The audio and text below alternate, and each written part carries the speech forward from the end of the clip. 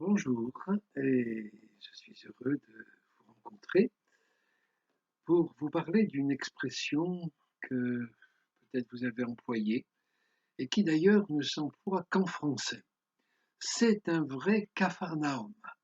Peut-être êtes-vous entré dans la chambre de votre adolescent. Enfin, ils ne sont pas tous comme ça, mais pour la plupart, et vous avez dit, mais qu'est-ce que c'est que ce capharnaüm? Savez-vous que Capharnaüm, c'est une petite ville, un village même, qui se trouve sur les bords du lac de Tibériade, au nord-est du lac de Tibériade, donc dans la région nord de l'État d'Israël. Et il s'y est passé beaucoup de choses que nous trouvons dans l'Évangile et que nous allons évoquer ensemble. J'aimerais commencer par ce texte de l'Évangile de Jean, au chapitre 6, qui nous relate les faits suivants. Le soir étant venu, ses disciples descendirent au bord du lac. Ils montèrent dans une barque pour traverser le lac et se rendre à Capernaum ou Capharnaüm, les deux sont équivalents. Il faisait déjà nuit et Jésus ne les avait pas encore rejoints.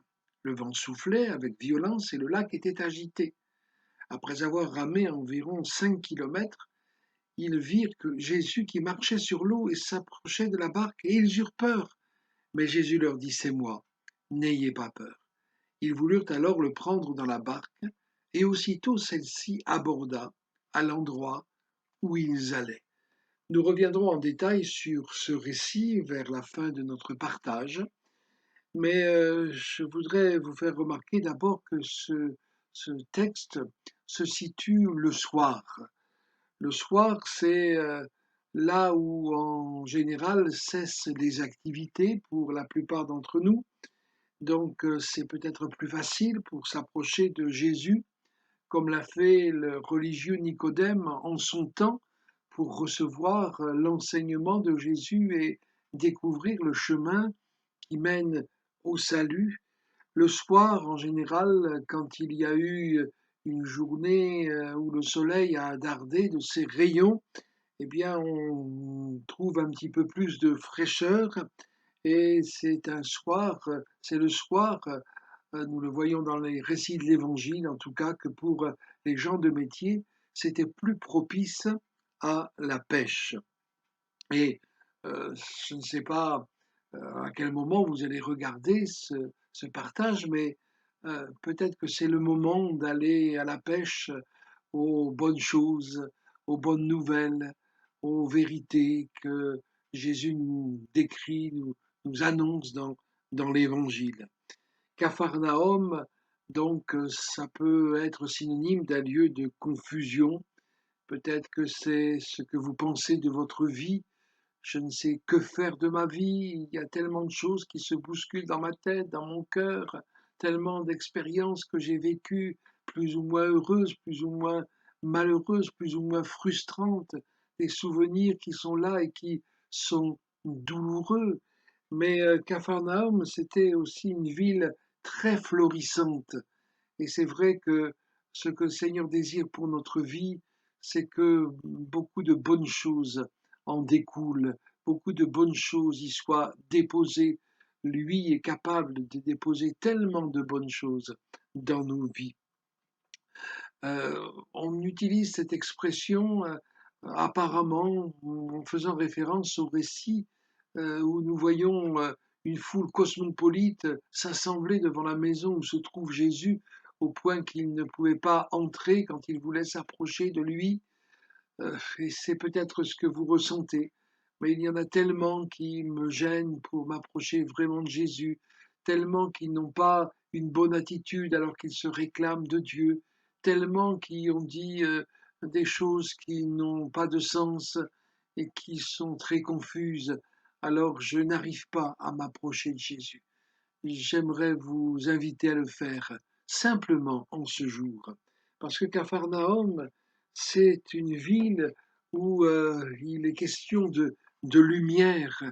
Dans l'évangile de Matthieu, au chapitre 4, il est écrit, lorsqu'il apprit que Jean avait été arrêté, Jésus se retira en Galilée. Il quitta Nazareth et vint habiter à Capernaum, à Capharnaüm, ville située près du lac, dans le territoire de Zabulon et de Nephtali, afin que s'accomplisse, écoutez bien, ce qu'avait annoncé le prophète Ésaïe.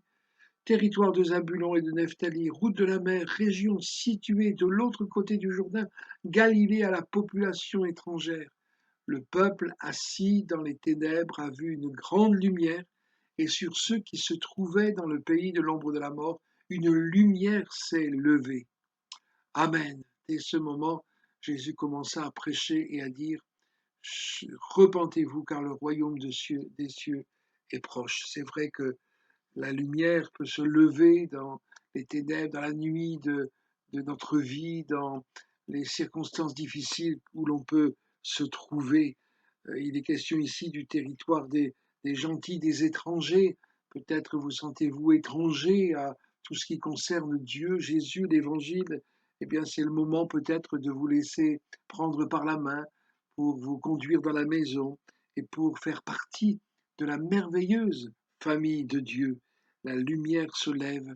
C'est vrai qu'il y a un message qui est là, un message de repentance, mais si on passe par ce chemin, alors on découvre tellement de liberté, tellement de choses nouvelles, tout est nouveau. Capharnaüm, c'est aussi une ville de miracles.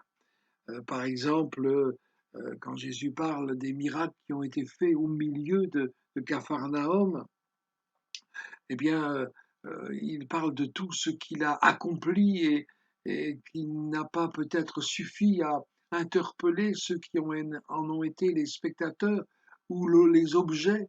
Seigneur voudrait que vous fassiez l'expérience de sa puissance miraculeuse si vous avez besoin d'une délivrance, si vous avez besoin d'une guérison, si vous avez besoin d'une réponse, besoin d'une porte qui s'ouvre, alors que cela fait longtemps que vous frappez à plusieurs.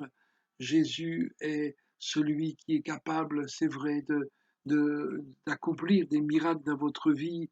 C'est à Capharnaüm qu'il a chassé un esprit impur dans la synagogue. Il nous délivre de nos ténèbres. C'est à Capharnaüm qu'il a guéri ce paralytique. C'est à cela que on faisait référence tout à l'heure par rapport à cette foule cosmopolite qui était porté, ce paralytique porté par 4 hommes, ne pouvant pas accéder à la maison, ils sont montés sur le toit, ont pratiqué une ouverture et ont descendu cet homme sur son grabat jusqu'au pied de Jésus. Et Jésus l'a guéri.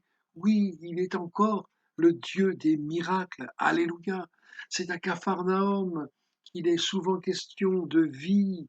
Le serviteur de ce centenier qui vient vers Jésus, qui dit, dis un mot et mon serviteur sera guéri. Et c'est ce qui s'est passé. La parole de Dieu est puissante. C'est à Capharnaüm que cet officier est venu demander à Jésus de guérir son fils qui était à la mort. Et Jésus lui dit, ton fils vit. Et lorsque cet homme rentre chez lui, il trouve son fils complètement guéri. Alléluia. C'est à Capharnaüm que Jésus dit, que Jésus nous invite, alors c'est un langage spirituel bien sûr, à manger sa chair, c'est-à-dire à croire pour nous qui savons que ces choses se sont accomplies, à croire que sur la croix du calvaire, il a porté nos péchés et nous a obtenu la vie. C'est aussi à Capharnaüm que l'on est amené à faire des choix par rapport à cette parole que je viens de citer de la part de Jésus. Il y en a plusieurs qui sont partis. Et Jésus dit, et toi, Capharnaüm, seras-tu élevé jusqu'au ciel? Non, tu seras abaissé jusqu'au séjour des morts. Car si les miracles accomplis au milieu de toi l'avaient été dans Sodome, elles subsisteraient encore aujourd'hui. Et le Seigneur ajoute, venez à moi, vous tous, venez à moi pour trouver le repos. C'est pourquoi je vous dis, le jour du jugement, le pays de Sodome sera traité moins sévèrement que toi. C'est à nous de choisir, c'est à vous de choisir. Et quand à Capharnaüm, Seigneur, il dit, mais vous ne voulez pas partir. Pierre s'écrie, mais tu as les paroles de la vie éternelle. À quel autre irions-nous qu'à toi? Amen. C'est aussi à Capharnaüm que le Seigneur nous invite à redevenir comme des petits enfants pour entrer dans le royaume de Dieu, c'est-à-dire à ne pas compliquer les choses. Alors oui, c'est vrai qu'il peut y avoir des difficultés, comme nous l'avons lu dans le premier texte. La mer a traversé, l'opposition qui est là, les, les difficultés à comprendre, les difficultés à faire fi de tout ce qu'on nous a dit de Jésus, à chercher et trouver par nous-mêmes le chemin qui mène à lui. Jésus ne les avait pas encore rejoints, ben, on pourrait se dire, mais où es-tu, Seigneur? Moi, je voudrais bien de toi dans ma vie, mais où es-tu? Seigneur dit, approchez-vous de Dieu, et il s'approchera de vous. Ils avaient ramé et ils n'arrivaient pas à avancer, et Jésus est venu vers eux, il est venu les aider, d'abord en leur disant, la paix soit avec vous, pour chasser la peur de leur cœur, et c'est ce qu'il vous dit aussi en cet instant. Et puis ils abordent à Capharnaüm. Seigneur voudrait vous conduire, non pas dans la confusion, non pas dans ce Capharnaüm de l'expression française, c'est un vrai Capharnaüm, mais dans ce Capharnaüm où lui-même a résidé, où lui-même a accompli des miracles, où lui-même a parlé de vie, où lui-même a envoyé sa lumière. Voilà ce que le Seigneur vous propose parce qu'il ne vous impose rien. Je vous propose simplement de le prier. Seigneur, merci, c'est vrai. Merci parce que les projets que tu as pour tous ceux qui veulent s'approcher de toi, ils sont merveilleux. Des projets de paix, des projets de vie, oui, des projets de lumière. Bénis cet ami, Seigneur, avec qui j'ai pu partager ces quelques pensées et que ta grâce soit son partage, que, Seigneur, la vérité vienne le rendre libre, la rendre libre et permet que ce message de l'évangile, de la bonne nouvelle, se répande encore autour de nous. Au nom de Jésus. Amen. Je vous laisse pour le moment et sans doute que nous nous retrouverons une prochaine fois. Au revoir. Que le Seigneur vous bénisse abondamment.